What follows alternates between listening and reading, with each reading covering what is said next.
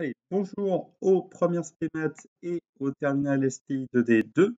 Donc cette vidéo a pour but de découvrir, alors pour les STI 2D, c'est la découverte des équations différentielles. Pour les SPMAT, donc on mentionnera juste ça, mais d'ailleurs pour les SPMAT ou pour les STI 2D, en fait, on va se rendre compte que les solutions de ce qu'on appellera les équations différentielles, ce seront les fonctions exponentielles. Donc c'est juste en fait pour vous montrer aux premières SP l'intérêt des fonctions exponentielles dans la vie de tous les jours. Et là, c'est un problème qui est exposé où vous allez tracer, sans le savoir, une fonction exponentielle pendant cette vidéo. Et donc, c'est parti, petite lecture de la BD. Au beau milieu de l'hiver, à 20 h, la température intérieure de la maison d'Olivier est de 18 degrés, tandis que la température extérieure annoncée pour toute la nuit est de -5 degrés. Je n'ai plus rien pour me chauffer. Olivier se demande, vais-je avoir moins de 0 degrés demain matin? Il aimerait bien savoir la température qu'il fera lorsqu'il se réveillera à 7 h. Je sens que je vais encore appeler mon oncle Albert. Inquiet, il appelle Albert, physicien. Coucou tonton Albert, je peux te poser une question? Bonjour Olivier, oui, vas-y. Il fait 18 degrés chez moi et -5 dehors et je n'ai plus de voix. Est-ce que je vais mourir de froid? La chaleur de ta maison va aller vers l'extérieur jusqu'à ce que la température de ta maison soit la même qu'à l'extérieur. Albert lui décrit le phénomène physique en jeu. Oh, ça y est, je vais mourir! Mais non, arrête de chouiner, la température ne va pas instantanément passer à -5 degrés. Plus l'écart de température avec l'extérieur sera important et plus ta maison se refroidira. Mais inversement, plus l'écart sera faible et plus le refroidissement sera lent. Ok, le refroidissement est donc proportionnel à la différence de température. Exactement, c'est ce qu'on appelle la loi de Newton. Albert explique comment modéliser le phénomène physique. On va modéliser ce phénomène physique. Appelons grand T la température de ta maison. Cette température, elle dépendrait pas de l'heure? Si, elle dépend du temps, tic-tac, hein, pas la météo. On va appeler alors grand T de petit t la température grand T en degrés Celsius de ta maison en fonction du temps petit t en heures. Ah oui, petit t, grand T, faut pas se tromper. Il poursuit la modélisation. Et donc, je vais mourir? Si tu meurs, au moins tu seras moins bête. On n'a pas parlé du refroidissement de ta maison. Comment appelleras-tu cela? Ce serait la variation de ma température? Bien, et si grand T est la fonction température, comment noterais-tu la fonction variation de température? J'ai peur de dire une bêtise. T prime? Oui, c'est bien T', la dérivée de la fonction T. Tout est en place pour achever la modélisation. Plus l'écart de température avec l'extérieur est important, plus la maison se refroidit. Du coup, on a T prime égale température extérieure moins T. C'est presque cela, c'est un facteur près qu'on va noter ici petit r, qui représente en gros la qualité de ton isolation. Tu as donc T' qui est égal à R fois T température extérieure moins la température de ta maison. Rappelle-moi ton indice énergétique. C'est D mon indice énergétique. Alors petit r devrait valoir environ 0,028. Il suffit de remplacer ça et aussi T extérieur qui vaut -5 degrés. On remplace tout ça là-dedans.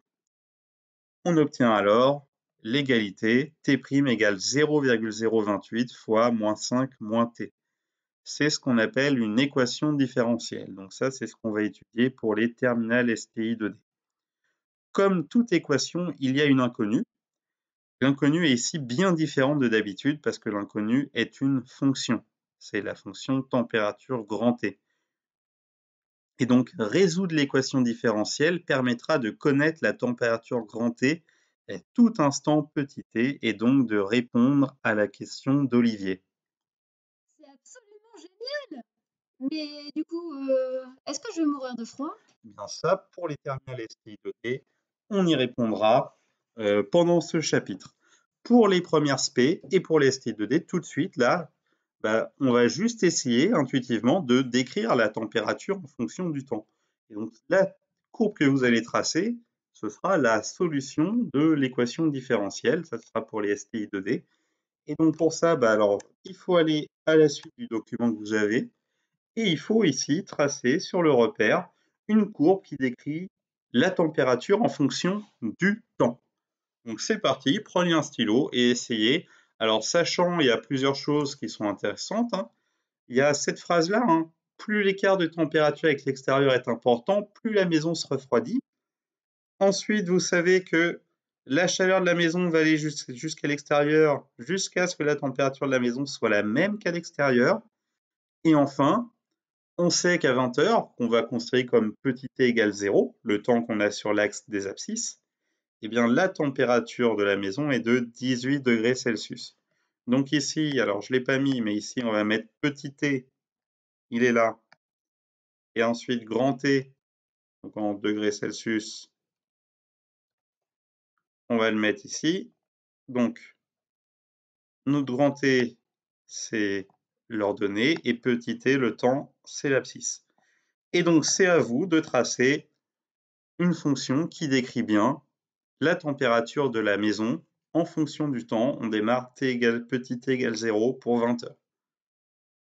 Allez, correction. Donc, vous avez pu tracer plusieurs choses. Alors, premièrement, qu'est-ce qu'on pourrait tracer? On pourrait se dire, on démarre à 18 degrés. Alors, on va aller jusqu'à moins 5 là. D'accord? Là, il y a moins 5 degrés, moins 2, moins 4, donc moins 5. Et donc ça, c'est déjà, c'est une barre qu'il ne va pas falloir dépasser. Donc celle-là, on peut la mettre en pointillé, comme ça, pour s'aider. On se dit déjà que cette barre-là, c'est les moins 5 degrés finaux, donc on ne va pas aller en dessous. Et donc après, on pourrait se dire, on démarre à 18 degrés, et là, c'est parti. On descend, on descend, on descend, et on arrive comme ça, hop, terminé. Et là, on est à moins 5 degrés. Alors, on pourrait faire quelque chose comme ça. Pourquoi il est en trait pointillé? Là, je le mets en trait plein. Hop. Lui, je le veux en trait plein. Lui aussi. Et c'est lui que je veux en pointillé. Voilà. Donc, on pourrait se dire comme ça, la température, elle descend, elle descend. Là, vous avez vu, elle descend un peu comme une fonction affine. Et puis, arrivé à la fin, ah tiens, on s'est dit quand même, si on arrive comme ça, on va traverser la barre horizontale qui décrit les moins 5 degrés. Donc, on arrondit un petit peu. Et après, on reste à moins 5. Bon. En fait, l'idée ici d'arrondir, c'est exactement l'interprétation physique de ce phénomène, ici. Plus l'écart de température avec l'extérieur est important et plus la maison se refroidit vite. Alors, comment on va le traduire? En fait, vous avez peut-être tracé quelque chose qui ressemble plus à ça. On part de 18, et donc au début, on descend très vite, parce que l'écart de température, ici, pourquoi c'est pas un croquis que je veux, c'est un stylo. Hop. Donc je descends très vite, parce que la température de 18 degrés, il y a une grande différence avec le moins 5, mais plus j'avance, et plus finalement la température, elle descend lentement, et donc on obtient quelque chose comme ça, plutôt arrondi, vous avez vu. Et puis hop, ça se rapproche toujours de plus en plus des moins 5 degrés. Et donc voilà plutôt le tracé que vous pourriez avoir réalisé. Un tracé qui ressemble plus à celui-ci. Et en fait, cette fonction que vous venez tracer, c'est un type de fonction exponentielle. Parce que regardez, la vraie solution, c'est celle-ci. Après, on peut, selon l'isolation, ça descend plus ou moins vite. Mais en tout cas, vous avez vu, c'est une allure que vous avez intuitivement pu tracer. Et donc finalement, cette fonction-là, et c'est pour ça qu'on a fait cette introduction, même si pour les premières spé, la notion d'équation différentielle, c'est du programme de terminale, c'est pas du programme de première, mais c'est pour vous montrer finalement qu'avec une petite BD, on arrive à une fonction ici qui décrit un phénomène physique, et cette fonction est une fonction exponentielle. Et en fait, la fonction exponentielle, elle vérifie une caractéristique qu'on détaillera dans la prochaine vidéo, c'est que la dérivée ici, elle va être proportionnelle un peu à la valeur de la fonction. Si je suis à 18, la dérivée, elle va être d'autant plus grande que si je suis à 8 ou si je suis à 5 ou à 2. Et donc en fait, ça va être l'idée qui se cache derrière les fonctions exponentielles. Donc fin de la vidéo. Pour les STI2D, donc on va apprendre à trouver par le calcul l'expression de cette fonction-là, parce que regardez, vous avez 23 exponentielle de moins 0,02, alors là ce serait 28 ici exactement, moins 5, alors d'où ils viennent tous ces nombres-là, et donc c'est tout le chapitre. Le but du chapitre, c'est de découvrir comment aboutir ici à cette expression de fonction. Et donc pour les premières spé, c'est terminé, et on se revoit pour une prochaine vidéo. Bon après-midi!